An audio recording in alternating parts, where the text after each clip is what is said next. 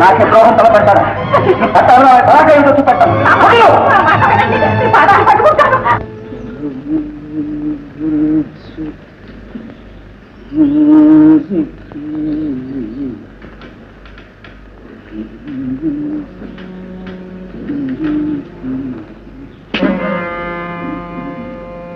తాతయ్య ఎవరు? నేను తాతయ్య. ఎవరు? శంకరా? అవును తాతయ్య. అరే భ్రష్టుడా, ఈ చుట్టేమిటి, ఈ వేషమేమిటి, ముఖాన్ని పొట్టేది, ఈ వెధవ ముఖం చూపించడానికి పొద్దున్నే వచ్చావా?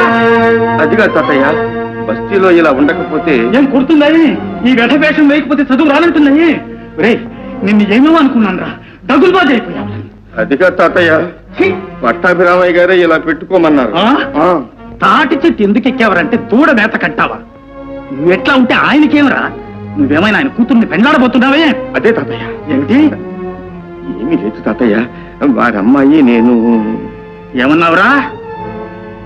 పెద్ద తలకాయ నేను ఒక్కడిని ఉన్నాను, నాతో మాట మాత్రమైనా చెప్పకుండా ఇన్ని ఏర్పాట్లు చేస్తాడా పట్టాభిరామయ్య? లేదు తాత, వారికి విషయం తెలియదు. ఓరే అయోగ్యుడా, అన్నం పెట్టిన చోటే కన్యాభరణం తలపెట్టావురా. బుద్ధిగా చదువుకోమని పంపిస్తే ఈ వెధవ బుద్ధులు నేర్చుకొచ్చావా? చదువు లేకపోగా ఈ సన్నాసి పేరెందుకు గానీ ఇంటికి వచ్చేసాయి. అదిగా తాతయ్య, నేను చెప్పేది కొంచెం విను. ఇదే కదట నువ్వు చెప్పేది, అమ్మాయిని పెళ్లాడక తప్పదంటావు, అంతేగా? అవును తాతయ్య, పెళ్లాడతానని మాటిచ్చాను. ఇక నా మాట ఎందుకురా నీకు? పోరా తాతయ్య, పో తాతయ్య, పోరా తాతయ్య. బయట వెళ్ళి తర్వాత మాట్లాడు. సరే తాతయ్య, నా కర్మ ఎలా ఉంటాడో తెలుసు. శంకర, ఇన్నేళ్లుగా నా మాట లేకుండా ఏ పని చేసేవాడివి కావు, ఇప్పుడు నా మాటే కాదంటున్నది. ఇది నీకు ఏ దయ్యం ప్రేరేపించిందిరా? దయ్యం కాదు తాతయ్య, అనక వెనక కనక మనస్సు నిగ్రహించుకోగలిగితే ఆత్మశక్తి వృద్ధి అవుతుందని నువ్వే చెప్పావు. అలా ఆత్మశక్తి కలవాళ్ళు ఏ పని చేసినా సరే అది దైవ ప్రేరణేనని కూడా చెప్పావు. ఈ విషయం నేను బాగా ఆలోచించాను. నా అంతరాత్మ పార్వతిని పెళ్లి చేసుకోమంటుంది. అది దైవ ప్రేరణే అనుకుంటున్నాను. కాదురా, ఇది దేవి ప్రేరణ. ఆవిడ ఎవ్వతో నీకు మచ్చు జల్లి మాయ చేసి మాట తీసుకుంది. తాతయ్య, నీకు తాతయ్య లేడు, నాకు మనవుడు లేడు, పోరా పో. ఆఖరిసారిగా చెప్తున్నాను, నీ మాట నా మాట ఏదో ఒకటే నెగ్గాలి. బాగా ఆలోచించు. సరే తాతయ్య.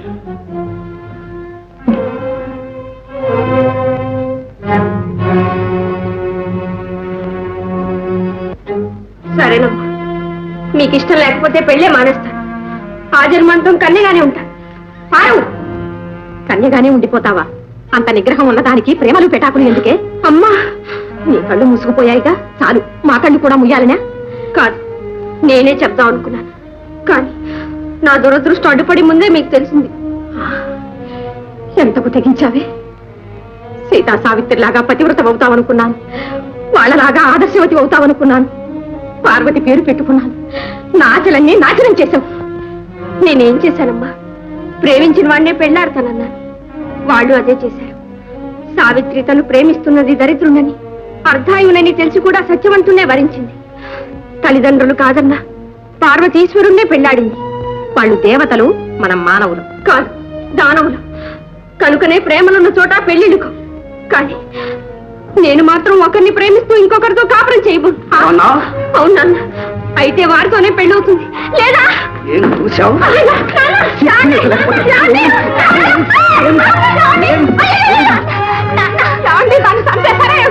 మళ్ళీ వాడి మాట ఎత్తామంటే ముక్కల కింద నరికేస్తాను.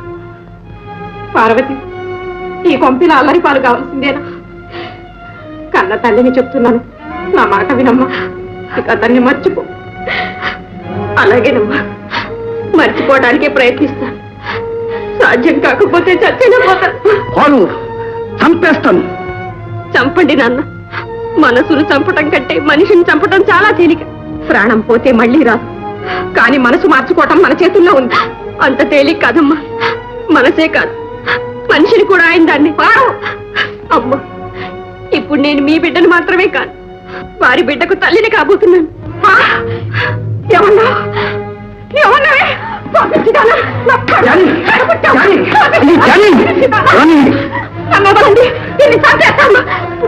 చచ్చిందనుకుంటాను. నాకు అసలు పుట్టగా లేదనుకుంటాను. ఇంతవరకు నాకు గుర్తు చెప్పావు, నీ బుద్ధి ఏమైపోయింది? కమ్ముతున్న పూలు ఇంట్లో ఒక క్షణం కూడా ఉండటానికి వీల్లేదు. అవును, ఆ కుక్కగా వేద్దాం. ఏం చెబుతాను? అక్కయ్య,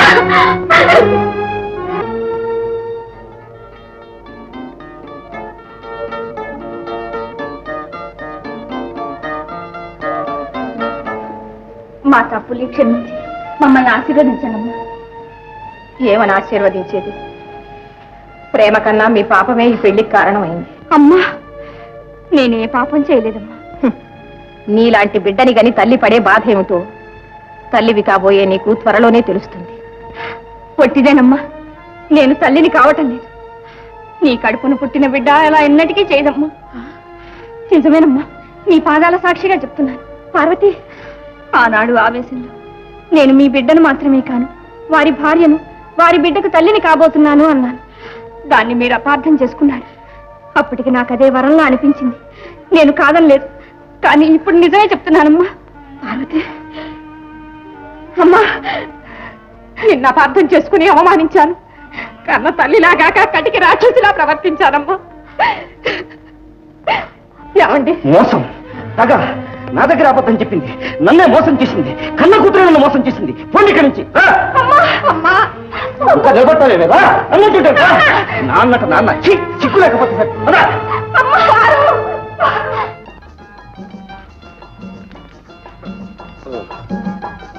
ఈమె నా భార్య పార్వతి, ప్రేమించి పెళ్లి చేసుకుంది.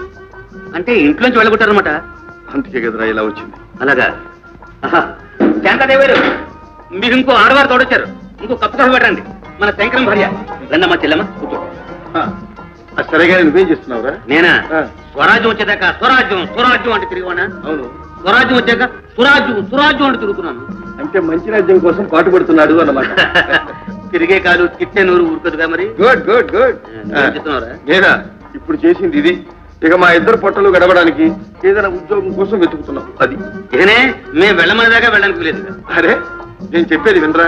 మేము ఇక్కడికి వచ్చింది బయటికి వెళ్ళటానికి కాదు, ఇక్కడే ఉండిపోవడానికి. అవునా పార్వతి? పార్వతి శంకరం మూడు దగ్గర పెళ్ళం మంచి జంట.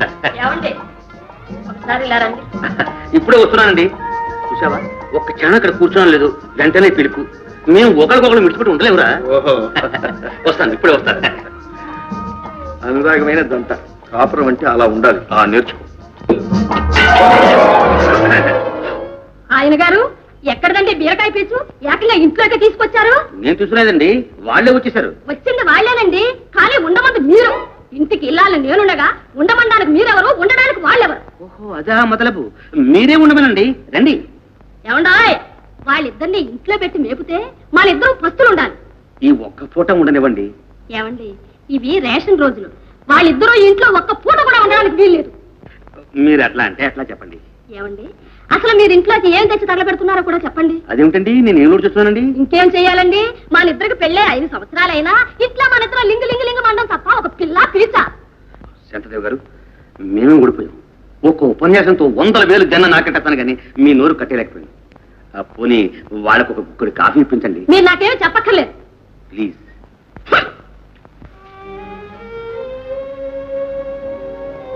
పదండి.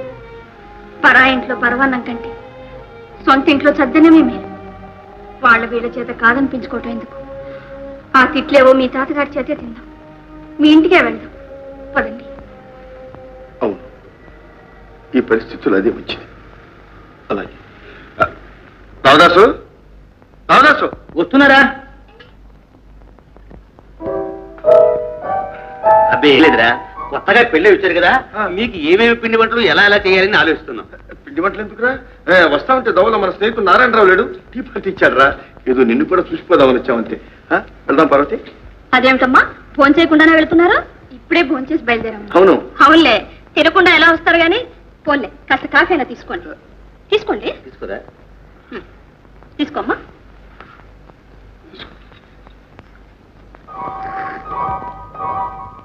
అలా చూస్తారేమిటండి? పాపం, ఒక్క పూటైనా ఉండమని బ్రతిమాలండి. అక్కర్లేదమ్మా, మా తాతయ్య గారు వెంటనే రమ్మని గౌరవించారు. అవునులే, మీ తాతయ్య కంటే మేము ఎక్కువగానే. అది కాదమ్మా, నాకంతా తెలుసమ్మా. అయినా మీరు భోజనానికి లేక మా ఇంటికి వచ్చారా, మేము పెట్టలేక పొమ్మంటున్నావా? ఏదో మా ఆయన స్నేహం కనుక మీరు వచ్చారో చూసారో వెళ్తున్నారు. వస్తామమ్మా. అవునమ్మా, మీ పేరేమిటో చెప్పావే కాదు, బజారు పంపి చీరారేవిగా తెప్పిద్దామంటే ఈ లోపు కాకుండానే వెళ్ళిపోతున్నారు. మరి ఎప్పుడైనా వస్తానండి. వెళ్ళొస్తాను.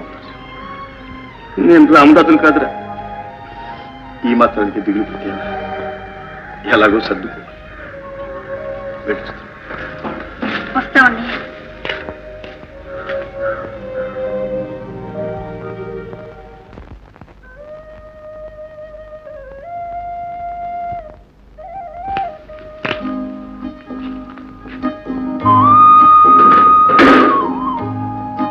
నిలబడ్డారే? ఇక్కడేం సన్మానం జరుగుతుందోనని ఊహిస్తున్నాను. ఊహలు ఎక్కువగా అపోహలే అవుతాయి గాని పదండి.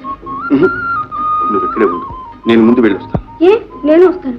అబ్బే, మగవాణ్ణి కనుక ఆ ముందు తాంబోలో నేనే పుచ్చుకొస్తాను. ఇక్కడే.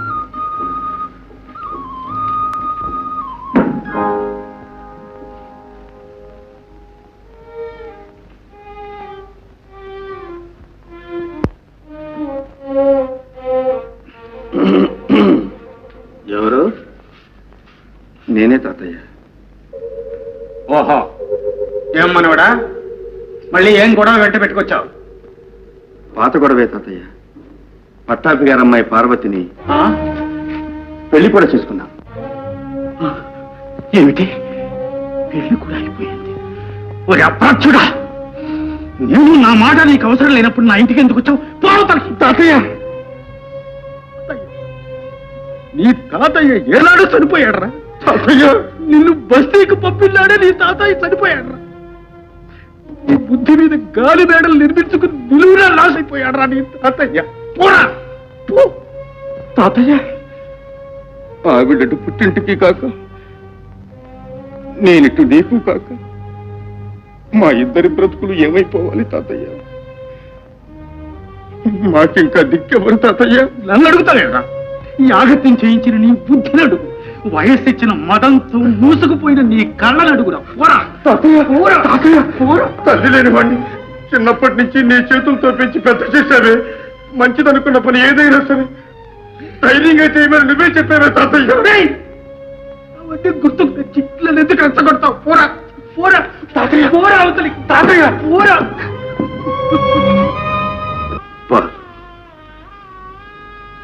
అలాగే కానీ ఎలా జరగాల్సి ఉంటే అలా జరుగుతుంది. తాతయ్య నా దగ్గరికి తీస్తాడనుకున్నాను, కానీ ముఖమైనా చూడకపోయాడు. పెద్దవాళ్ళు ఏమన్నా మన మీద ప్రేమ కొద్దే కదా. కోపం మనల్ని దూరం చేసింది. ఆ కోపం తగ్గగాని మళ్ళా మనల్ని దగ్గర. ఏరా, స్వతంత్రించి పెళ్లి చేసుకున్నాం, స్వతంత్రంగా బ్రతకచ్చనే గర్వంతో మర్యాద మన్నలల్ని మర్చిపోయారట్రా? కొత్త దంపతులు పెద్దవాళ్లకు నమస్కారం చేయక్కర్లే? అమ్మాయి బస్తీ పిల్ల ఏం తెలియదు, నీకు బుద్ధి జ్ఞానం ఉండక్కర్లేదా? తాతయ్య, పార్వతీ పరమేశ్వరులాగా చిరంజీవులు కనుక్కుంటూ చిరకాలం వర్ధిల్లండి నాయన. పోండి. ఏమిటి విషయం? ఉన్నట్టుండి ఇలా వచ్చావా? ఏం లేదు మావయ్య, ఒకసారి చూసిపోదామని వచ్చాను. మన బడవాగాడి ఎంత పని చేశాడు చూశావా? తెలుసు మావయ్య, పట్టాభిరామయ్య ఇష్టం వచ్చినట్లు మాట్లాడాడు. రెండో అమ్మాయిని మన మనోహరికి చేసుకుంటానని చెప్పి ఏదో సర్దుబాటు చేసి చెప్పొచ్చాను. లోకం తీరే అంత నాయన. ఇద్దరూ ఒక తండ్రి బిడ్డలే అయినా వాడికి ఆస్తి ఉంది గనక అందరూ వాడికి పిల్లనిస్తామంటారు. పాపం వీడికి అయ్యే పెళ్లిని కూడా చెడగొడతారు. అవును మావయ్య, ఇదంతా నేను చేసిన పాపం. శంకరం నా కొడుకేనని చెప్పగలిగితే, ఒక్క మాట చెప్పగలిగితే ఇలా జరిగేదా? వాడు వాడి భార్య ఇలా అవమానాల పాలయ్యేవాళ్ళు. ఆ పసి మనసులు ఎంత బాధపడ్డాయో ఏం చేయగలను? నేను బ్రతికుండి నా బిడ్డకు చచ్చిన వాడిని. ఒక్క విషయం, అయినా ఇప్పుడు పోయిందేముంది? శంకరాన్ని పిలిచి నిజం చెప్పేస్తాను. వద్దు మావయ్య, నేను ఈ స్థితిలో వాడి ముఖం చూడలేదు. ఇన్ని జరిగిన తర్వాత వాడు నన్ను క్షమించలేడు, పైగా అసహించుకుంటాడు. నీకు తెలవదులే, నువ్వు ఊరుకో. మావయ్య. శంకరా, ఏమిటి తాతయ్య? అమ్మాయి నువ్వు ఇలా రండి. విశ్వం, మావయ్య, నా మాట విను మావయ్య. నువ్వు చేసేదంత మంచిది కాదు. ఏం లేదు బాబు, నువ్వు వాళ్ళని ఆశీర్వదించంతే చాలు ప్రభు. రండి బాబు రండి, నమస్కారం చేయండి.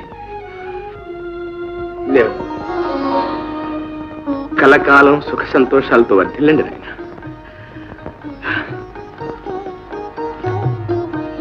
బాబు ఇదిగో, తీసుకో. తీసుకో నాయన, వీరే మీ నాన్నగారి స్నేహితులు. నీ చదువు కోసం నీకు ఎంతో సహాయం చేశారా. తీసుకో బాబు, తీసుకో.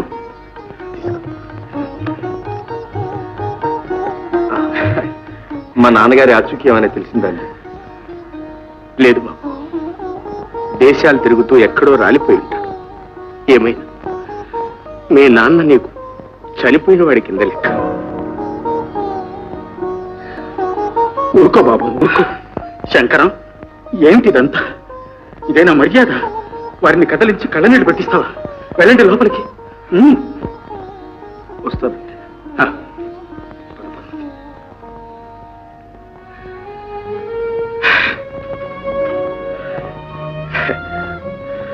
మావయ్య, మంచిది బాబు, కానీ వీళ్ళని అప్పుడప్పుడు కంట కనిపెడుతూ ఉండు. అది కూడా నాకు చెప్పాలా మావయ్య? వ్యాపారం పని మీద కాశ్మీర్ వెళ్తున్నాను. రాగానే వచ్చి వివరంగా మీతో మాట్లాడతాను. మావయ్య,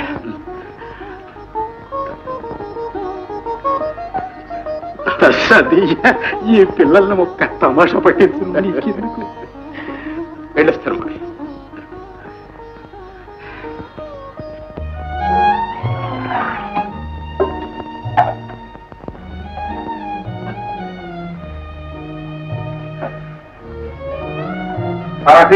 నువ్వు చక్కరే ఉన్నావా? తాతయ్య మనమే దేవాలయానికి పెట్టిరమ్మన్నా. లేదానివే, మా తాతయ్య మనవరాజు వంట గింట తీరుస్తాడనుకున్నావేంటి? లేవెళ్దాం.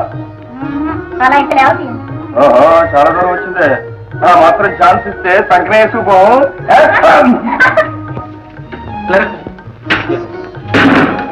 కాదయ్యా, అన్నీ వచ్చేసినట్టేనా? ఇక వెళ్ళి. చింకి చాపా చెయ్యి తలగడా అన్నారు. మా తాతయ్య అంటే ఏమనుకున్నావు? ఏమిటమ్మా ఆ మాటలు పెద్ద చిన్న లేకుండా? అదే తాతయ్య నేను చెప్తున్నాను. అప్పుడు అలా అన్నాను, ఇప్పుడు తెప్పించేశాను. అంతే. వాటిని చూస్తూ కిందనే పట్టుకోండి. అంతే. బయలుదేరండి బయలుదేరండి. పద. అంతే.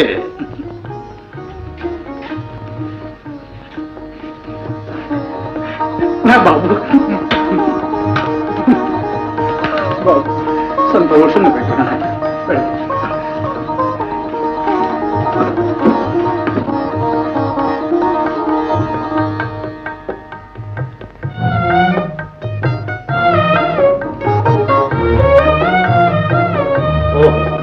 ఇది మేజా వల్ల దీనిలోనే అద్దం కూడా అమర్చారు. పిల్లకాయలు ముద్దుగా ఇందులో చూసుకుని మస్తాబోవడానికి. ఓ, అద్దంలో నేను కూడా అందంగానే ఉన్నాను.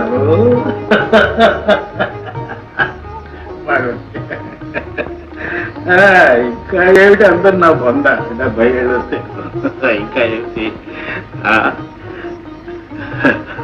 మంచం. అరే ఇదేమిటి?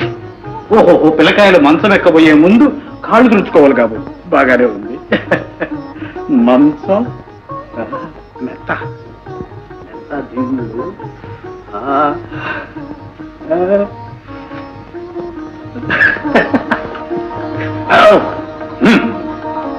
బాగుంది.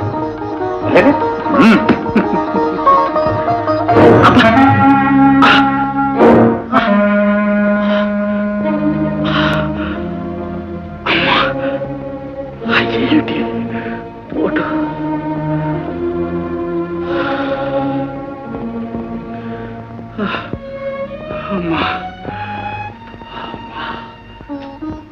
అమ్మా, పైనుంచి ఎంత చూస్తూనే ఉన్నావుగా. నువ్వు నాపై పెట్టిన బరువు భారాలన్నీ మోసి మోసి అలసిపోయాను. నా బాధ్యతలన్నీ పూర్తి చేశానమ్మా. ఇక నా పని అయిపోయింది. నీ దగ్గరకు వచ్చే అవకాశం కోసం ఎదురు చూస్తున్నాను తల్లి.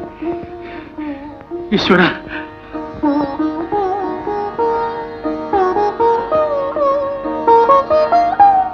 పరమేశ్వర, ప్రభు, ఇన్నాళ్లుగా ఈ సంసార సాగరం ఈదటంలో నువ్వు నాకు అండగా నిలిచావు.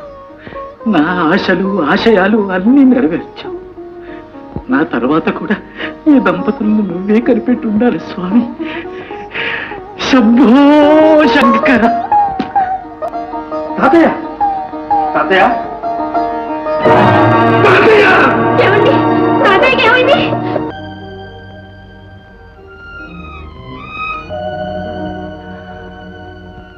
మావయ్య, నాని చెప్పుకోగల ఒక్క నువ్వు కూడా లేకుండా పోయావు.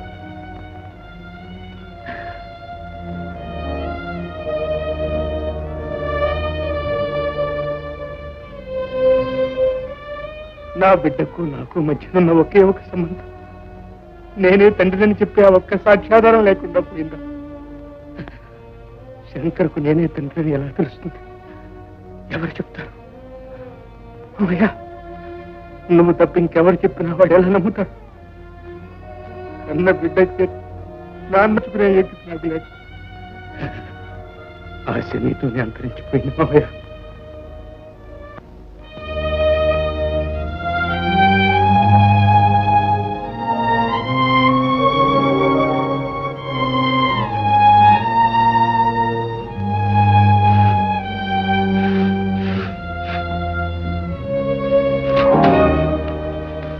ఏమండి, ఇన్ని కవర్లలో ఒకటైనా ఉద్యోగం తెచ్చిందా? చచ్చింది. కొన్ని ఉద్యోగాలకు మన చదువు ఎక్కువ, కొన్ని ఉద్యోగాలకు తక్కువ. మన చదువులే గుమాస్తాగిరికి తప్ప పనికిరావు. ఆ ఉద్యోగాలు ఎన్నని ఇస్తారు, ఎక్కడి నుంచి తెస్తారు? కాదు పార్వతి, మనమే పొరపాటు చేశాం. ఏ డిగ్రీయో తెచ్చుకునేదాకా మనం పెళ్లి చేసుకోకుండా ఉంటే బాగుండేది. అప్పుడు అయ్యగారికి పెళ్ళాం కావాల్సి వచ్చే. ఇప్పుడు 2 పూటలకి బొవ్వ తేవాల్సి వచ్చాయి. పెళ్లి కావాలనుకున్నాం, అయింది. గుబ్బ కావాలనుకుంటున్నాం, వస్తుంది. అధైర్యపడకండి. ఇదిగో పార్వతి, ఇలాంటి చచ్చు కబుర్లు చెప్పక తాతగారు పోయినాటికి మిగిలిందంతా తవ్వుకుని తినేశాం. కూర్చుని తింటే కొండలు కూడా ఉంటాయా? కబుర్లకి కబుర్లు. పర్వాలేదు కానీ నా మెడలు తీసుకెళ్ళి అమ్మేయండి. అమ్మేద్దాం. అమ్మి పాడుపడ్డ దొడ్డంతా బాగు చేసి కూరపాదులు మొక్కజొన్న వేద్దాం ఉన్నారుగా, వేద్దాం. వేసి పండిద్దాం.